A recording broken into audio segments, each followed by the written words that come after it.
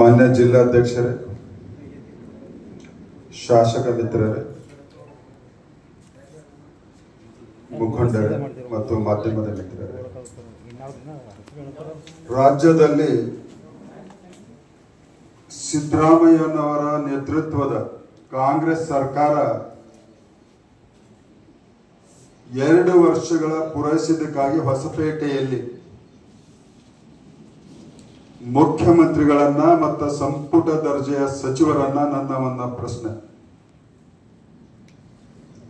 ಯಾವ ಪುರುಷಾರ್ಥಕ್ಕಾಗಿ ನಿಮ್ಮ ಸಾಧನೆ ಸಮಾವೇಶವನ್ನ ಮಾಡ್ತಾ ಇದ್ದೀರಿ? ರಾಜ್ಯದಲ್ಲಿ ಮುಖ್ಯಮಂತ್ರಿಗಳು ಸಂಪೂರ್ಣವಾಗಿ ಫೇಲ್ ಆಗಿದ್ದೀರಿ. ಬೀದರ್ ಜಿಲ್ಲೆಗೆ ಬಂದಾಗ 2 ಮಂತ್ರಿಗಳು ಸಂಪೂರ್ಣವಾಗಿ ಫೇಲ್ ಮಂತ್ರಿಗಳಾಗಿದ್ದಾರೆ. ರಾಜ್ಯದಲ್ಲಿ ಗ್ಯಾರಂಟಿಗಳ ಉಸಬರಿಯನ್ನು ಹೇಳಿಕೊಂಡು ಎಲ್ಲದರಲ್ಲೂ ಬೆಲೆ ಏರಿಕೆಯನ್ನ ಮಾಡಿದ್ವಿ. ಭ್ರಷ್ಟಾಚಾರವನ್ನ ಇಡೀ ರಾಜ್ಯದಲ್ಲಿ ತಾಂಡವನ್ನ ಆಡ್ತಾ ಇದೆ. ಓಲೈಕೆ ರಾಜಕಾರಣದ ಮುಖಾಂತರ ಬಹುಸಂಖ್ಯಾತ ಹಿಂದೂಗಳ ಕಾರ್ಯಕರ್ತರ ಮೇಲೆ ಇವತ್ತು ಕೊಲೆಗಳಾಗ್ತಾ ಇದ್ದಾವೆ,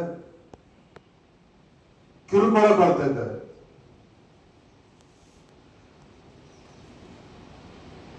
ಅಭಿವೃದ್ಧಿ ಶೂನ್ಯ ಆಗಿದೆ. ಹಾಗಾದ್ರೆ ರಾಜ್ಯದ ಮುಖ್ಯಮಂತ್ರಿಗಳು ಮೊನ್ನೆ ಎಲ್ಲೇ ಹೊಸಪೇಟೆಗೆ ಆ ಸಮಾವೇಶದ ಪೂರ್ವ ಸಿದ್ಧತೆ ನೋಡ್ಕೊಳ್ಳಿಕ್ಕೆ ಬಂದಾಗ ಕಳೆದ ಬಾರಿ 3,85,000 ಬಜೆಟ್ ಇತ್ತು. ಈ ವರ್ಷ 4 ಲಕ್ಷ ಚಿಲ್ಲರೆ ಬಜೆಟ್ ಆಗಿದೆ ಅಂತ ಹೇಳ್ಕೊಂಡಿದ್ದಾರೆ. ಒಂದು 37,000 ಕೋಟಿ ಏನೋ ಹೆಚ್ಚಾಗಿದೆ ಅಂತ. ಮಾನ್ಯ ಮುಖ್ಯಮಂತ್ರಿಗಳೇ 1 ಲಕ್ಷ ಕೋಟಿ ಹಣ ಸಾಲವನ್ನ ನೀವು ತಗೊಳ್ತಾ ಇದ್ದೀವಿ. ರಾಜ್ಯದಲ್ಲಿ ಹಣಕಾಸಿನ ವ್ಯವಸ್ಥೆ ಹದಗೆಟ್ಟಿದಾಗ ಮಾತ್ರ ನೀವು ಸಾಲವನ್ನ ಪಡೆದಿದ್ದೀರಿ ಅನ್ನುವಂಥದ್ದನ್ನ ನೀವು ಸುಮಾರು 15-16 ಬಜೆಟ್ಗಳನ್ನು ಮಂಡಿಸಿದಂತ ಮುಖ್ಯಮಂತ್ರಿಗಳ ಬಾಯಿನಿಂದ ಇಂಥ ಶಬ್ದಗಳನ್ನ ಬರಬಾರದು. ಅದೇ ರೀತಿ ಗೊತ್ತ, ಜಿಲ್ಲೆಗೆ ಬಂದಾಗ 2 ಸಚಿವರುಗಳು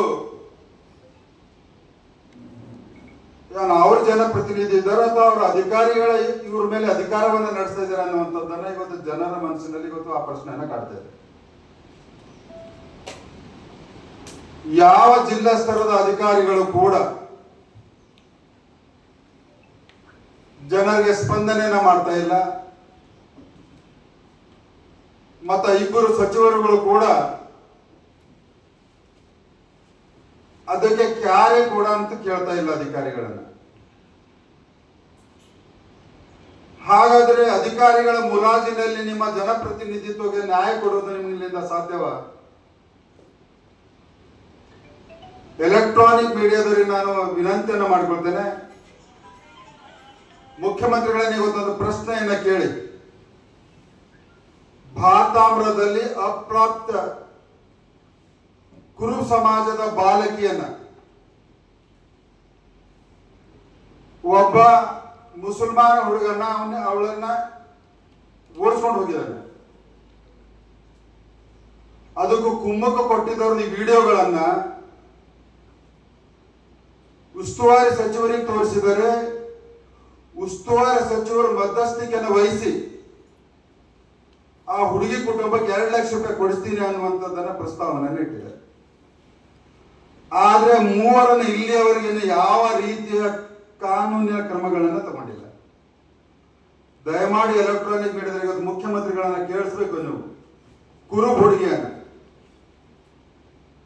ಇವತ್ತು ಕುರುಬ್ ಸಮುದಾಯದ ಹುಡುಗಿಯನ್ನ ಅತ್ಯಾಚಾರಕ್ಕೊಳಗಾದ್ಮೇಲೆ ಬೀದರ್ ಜಿಲ್ಲೆ ಉಸ್ತುವಾರಿ ಸಚಿವರು ಅದನ್ನ ಮುಚ್ಚು ಹಾಕುವಂತ ಪ್ರಯತ್ನವನ್ನ ಮಾಡ್ತಾರೆ. ಹಾಗಾದರೆ ರಾಜ್ಯದಲ್ಲಿ ಯಾರು ಸುರಕ್ಷಿತವಾಗಿದ್ದಾರೆ? ಜಿಲ್ಲೆಗೆ ಬಂದಾಗ ಸಾಕಷ್ಟು ಭ್ರಷ್ಟಾಚಾರ, ಏಕಪಾತ್ರ ಅಭಿನಯ,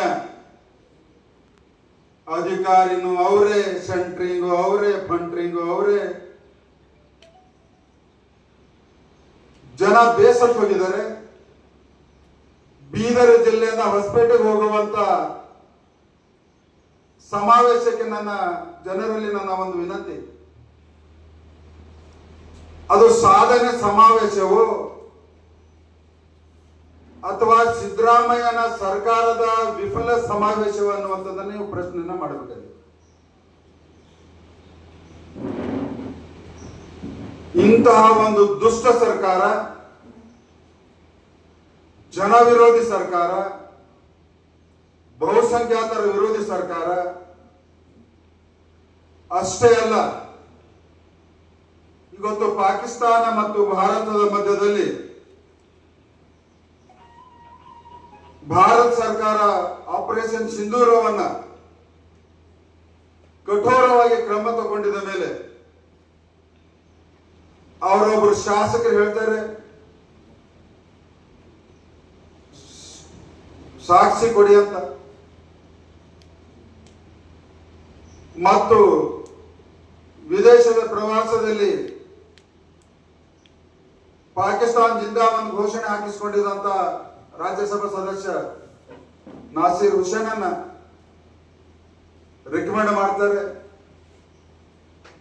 ಇವತ್ತು ಇಡೀ ದೇಶದಲ್ಲಿ ಕಾಂಗ್ರೆಸ್ ಪಾಕಿಸ್ತಾನದ ಪರವಾಗಿ ಧ್ವನಿ ಎತ್ತುತ್ತಾ ಇದೆ ಅನ್ನುವಂಥದ್ದನ್ನ ಇವತ್ತು ಸ್ಪಷ್ಟವಾಗಿ ಗೊತ್ತಾಗ್ತಾ ಇದೆ. ಅದೇ ರೀತಿ ಕರ್ನಾಟಕದಲ್ಲಿಯೂ ಕೂಡ.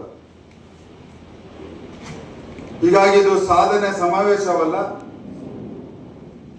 ವಿಫಲ ಸಮಾವೇಶ. ನಿಮ್ಮ ಆಡಳಿತದ ವಿಫಲಕ್ಕೆ ಒಂದು ಕೈಗನ್ನಡಿ ಹಿಡಿದಂತ ಸಮಾವೇಶ ಅನ್ನುವಂತ ಹೇಳ್ತೀನಿ. ಧನ್ಯವಾದಗಳು.